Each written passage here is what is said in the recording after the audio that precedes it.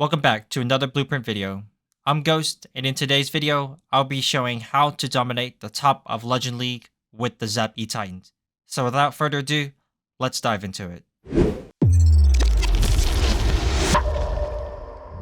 So we are here with the very first base, and of course it is an anti-2 base. Now on this base, it is kind of getting quite popular at the top of Legend League. And the tough part about this one when hitting it with Zap Titan is deciding on what to zap and how to set a clear funnel. Because obviously, if you were to zap either one of these multis in the expo, you're always going to leave a scatter up, which is not a set clear pathing. So we're gonna take a different route here. Instead of zapping the Inferno, we're going to take it the zap with the monolith and this build a hut, as you can see there. Obviously, not really great value out in terms of zap wise, as we could have zapped the rage tower side. But however, the key thing about this is pathing. With the zaps, we already created a pathing, so this queen charge can basically kill the enemy queen and to basically get through this eagle compartment. So instead of instead of the warden walk, we are having to just send the queen to basically kill off 2 out of the 3 heroes. Now, as you can see here, the pathing is basically set incorporating with the zap. So now that if I were to send my smash, I take this jump somewhere and there like so, everything would be able to path into the town hall and go through this entire course. So obviously the king and the witches are going to be the flank that's currently going to be working towards the 3 to path towards 5. It was a little bit unfortunate with the queen and the expo in terms of damage wise, but nonetheless, everything should still path to the town hall with that jump. The healers is still on the queen, and the titans, as you can see, with the ice golem, is pathing right back to the town hall where we needed. So, like this base, I'm using the battle drill instead of the siege barrack, obviously because I wanted this battle drill to basically open the walls to give my king access to the rest of the base here. So that was the whole point of this little battle drill, was to basically open the walls, and me using the wall breaker there to basically have the king go through this whole 8 the 9 side, because I do have to go through this back end, which is the rage, scatter, 2 expos, and inferno. And having to already lose the queen ability and that early rage at the use with the queen charge, I am just stuck with having to deal with this. But as you can see here, that battle drill is just clutch at the end of the day, because it does open up all these walls for me so that my titans can move along through this entire base without having to bang through the wall. So that was the whole purpose of this battle drill. And it was really nice to be able to use the battle drill just because of how much value you get it in terms of opening the walls for the king and to keep your smash going through the entire base along with the RC. So, yep, 40 cups on the board with the very first triple. Now let's jump to the very next one. Next up, we have Rakib from Destroyers. Now, this one is let's just say it is becoming a common diamond base. You are going to see it top of Legends. However, in terms of zap value, obviously it's not really great in terms of being able to set up a great pathing and funnel for your smash, because if you were to zap the opposite side, you are still going to have to deal with an expo and then this multi-inferno, which makes the opposite entry really complicated because of the openings throughout the entire base. So however, we are going to take this the classic way, and getting the zap, we are only just getting one single building. That is the monolith and the monolith only. So obviously not the best value, but in terms of pathy and creating the funnel for the Titans, that was the only best way of doing the zap. So as you can see, I jumped the wall breaker to kind of open that wall for my smash to be able to start that as my initial starting point. Now, as you can see, the water walk, I am going to let him walk and take this wizard tower down. And the main thing about this is getting that wizard tower down, just because I don't want the Titans to go there and to go to the core, because then they will be missing that multi-inferno and expo under rage. So as you can see here, it was a little unfortunate with the ground expo locking onto the warden. I did have to burn my freeze, but you can see the king and the witches are already down. I did send that one wall breaker to open that rage tower junction, and that right there was really nice, just because it gave me access to the scatter compartment for me to be able to use my jump there on that back end. So here we're just going to pop the warden ability super early, just because of the split, and the healers were actually not following along with the main push right over here. So that was why I had to just use the warden early, just so I could keep some of those Titans that were taking that damage and not under heal. So as you can see here, the sweeper did become a little bit annoying just because all of my Titans are there, but my queen is behind and the healers are behind as well. So that unfortunately resulted in losing all of my Titans there while dealing with 2 ground expos. So now, concluding with this, we are throwing the RC at 6 just to kind of try and keep this Barbarian King alive. The Flinger did successfully get the Town Hall, and those Yetis are actually coming to help support on this back end and to do some tanking. So, RC moving into this last compartment, we just have this singular Expo just to deal with. The Phoenix does go off, and we do have the RC ability. Here comes the Skelly Trap, but with this, we should be able to get this done with the baby dragon being deployed on the cannon, the Phoenix going to the cannon. There is nowhere for the RC to go other than just trying to pick off this Expo, as that was the only threat left to take this RC down.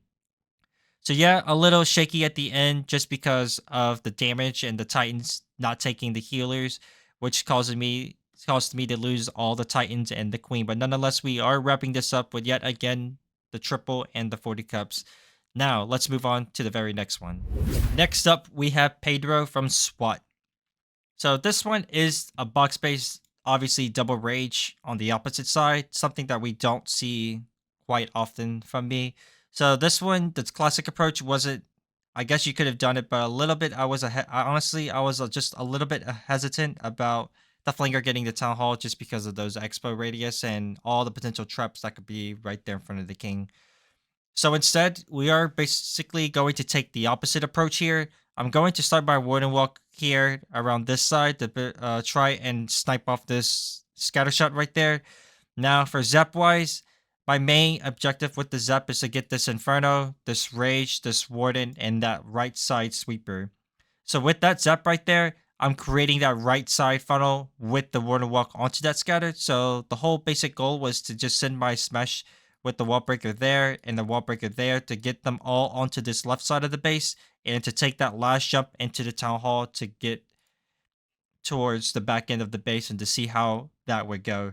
So the full Tesla pop up there, so I was really hesitant about Siege Barrack or a Flinger, but I evidently just dropped the Flinger there to support my Warden Walk just because he was already taking a lot of damage at the start, and with the Tesla popping up, it's just more time being wasted to deal with that. So I did have to use a Rage on the Warden. It was a little bit unfortunate just because of the Rage Expo locking onto my Warden. But however, with the Scatter and the Expo, I already had to use a Rage there anyways. So the Flinger is essentially trying to speed the Warden Walk up. But after that, it's not very useful just because of the RC placement and that mortar there. So as you can see now, we are sending the Titans in as we said we would. Now with this first wall breaker, it actually went to the right side, which was a little bit unfortunate because now I'm having to perfectly get these last 2 breaks onto the Expo and onto that Rage for the Smash to actually work. So with that one wall breaker fail, I wasn't able to break towards this side for my King. But again, not the end of the world here, just because this scatter shot is accessible from this multi-compartment. So as you can see there, the Warden did actually pop early just because of the damage it was taking and the healers actually locking onto the Titans and not going to the Warden. So we are actually sending the RC in a little bit early, I would say, just to speed this up and get the Queen going to the Monolith, as the Monolith was the huge damage in terms of taking this entire push down. So as the Siege Machine did actually open up and it's currently working to clean up around the entire 12 o'clock side. I do have the RC ability. I do have the Queen ability. And with that freeze, we are taking one of the Expo down. And we are locking onto the Town Hall and then essentially collapsing onto this King and this right side Expo. So at this point, it was just a matter of time. And with the Queen and the Warden actually staying out of this poison a little bit, just for my Queen to be able to take down this Expo, even though it stepped into the poison right when it was about to expire. So with the Queen ability, the Warden, the Witches, it was just enough power to get this base done. So yeah, slightly a different approach, something not usual as we're used to zapping the Monolith and Flinger in the Town Hall, but yet we got the triple here. So lastly, let's move on to the very next one. Next up, we have yet again another ring base. Now, this one is slightly different. It's not a double rage, it is itself a double poison base instead. So, here, in terms of zap value, obviously, there's a lot of ways you can actually go with it. You could go with this poison, this expo, and inferno, but that one doesn't really necessarily create a good set funnel for your smash just because you're zapping in the middle and not anywhere to create a good pathing. So instead, we are going to start our early warden walk there. And now you can see my zap value isn't going to be the best, but however, it is going to be a good enough established funnel for this Titan Smash. So with this zap right there, I didn't activate the Town Hall because I didn't want to have the initial early Town Hall taking damage onto my Titan. So that was the whole purpose of throwing the quick little offset, as you can see right there, instead of activating the Town Hall, because if the Titans were to go into this, they would be taking the Town Hall damage if it were quaked, and if it was Ice Golem CC, that's just a nightmare to have to deal with. So instead of having to take any unnecessary damage, we are just going to bypass the Town Hall with the Quake.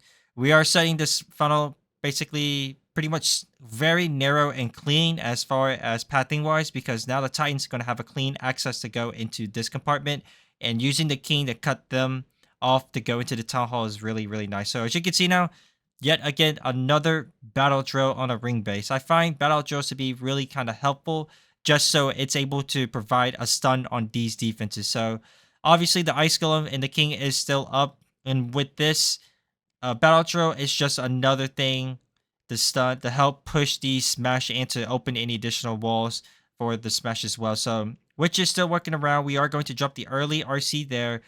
The Titans are working in the core. We are going to go through this Warden ability under Rage. And yes, you can see the Ice Golem freeze was actually perfect, as it actually got the Queen and got the King in that. So for my Yetis to be able to take down the enemy heroes with that battle drill. So as you can see, the RC is now working. We still have Queen ability intact. We still have the RC ability intact. And yep, it's just a matter of time at this point to clean the rest. So again, Siege Barrack or Battle Drill there, I do think either would have worked, but I personally do think the Battle Drill is really nice just to be able to have that extra tanking, to stun those extra defenses, to keep the extra, whether it's the King and the Witches or just a Titan alive to tank for them, and then the Yetis coming out of the Siege perfectly would be nice to help the RC rather than the Siege troops to go outside on the trash had it been a Siege Barrack. So yep, we are actually overkilling this base with a swag freeze there with the 40 cups. And now we're going to jump into a final replay of the day. And finally, we have someone, which is a diamond base that he has here.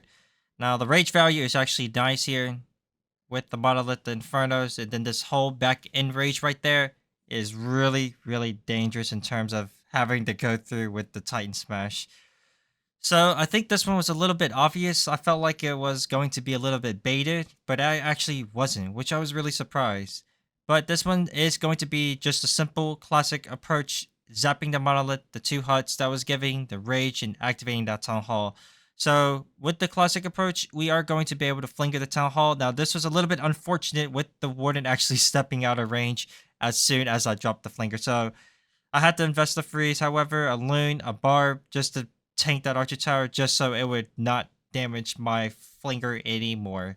So now with this warden walk, the ultimate goal of this one was to basically get this inferno tower right there. So with that setup funnel, getting with the warden getting the inferno, you could essentially see where I'm going with this and trying to send my smash along the 12 o'clock side with the break right there, and then a jump over this core right there. It's going to give me access through this entire damage on that back end. So yep, Water Walk is taking this Inferno. The flinger looks pretty safe here. Good locking onto the Town Hall next. And here we go. We aren't going to wait any longer. We are going to just send the smash in to 12 o'clock. And here now, it's just a matter of being able to deal with this back end damage, as all the key damage is on this left side and not on this back end. So I know if I could get through this whole left side, then I would be looking really good to tripling this base here. So as you can see, I did kind of delay this king here. And the main purpose of that is because with this 4 expo raged up and then potential Tesla farms, I did not actually want my king to die soon, like as fast as he would if he had been deployed early. So instead, I deployed him as soon as the Titans were taking that initial damage of those Expos on their rage. I used that Warden ability just to reserve that damage and to keep them locked onto the Titans and not onto the King. So as you can see here, the King is actually going to survive majority of this raid. The Titans got through the entire core. It's working on this back end. The Flinger actually got the Town Hall and is currently working on cleanup at the moment. So here we are popping the King ability. We still have RC ability. We still got the Queen ability. And we do have all those Titans just banging on the wall. So here it was just a matter of time to clean this base up, as it was a pretty easy one to get through, as the Titans got through the entire core easily with the Zap given to me and the free Flinger basically for that Town Hall. So yeah, all 4 heroes alive, just to go to show the power of the Titan Smash in the top of Legends. So alright, and that's going to be a wrap on today's video. Now, end result wise, we did finish the day with a plus 312 here, with the hit rate wise of 7 out of 8. So a little unfortunate with that time fail, which actually screwed the perfect day for me, but nonetheless, we did went ahead and got plus 112 on the day, which is actually pretty insane for this range. So as we can take a look at where we stand now with the last defense just being taken, we did slightly get bumped out of the top, or not top, but out of the 6,000 range, but still we got a couple more days just to end the season. So yeah, I hope you guys really enjoyed this video, and if you did, make sure you guys drop a like, hit that subscribe button down below, but until then guys, I'll catch you all in the very next one. Ghost out.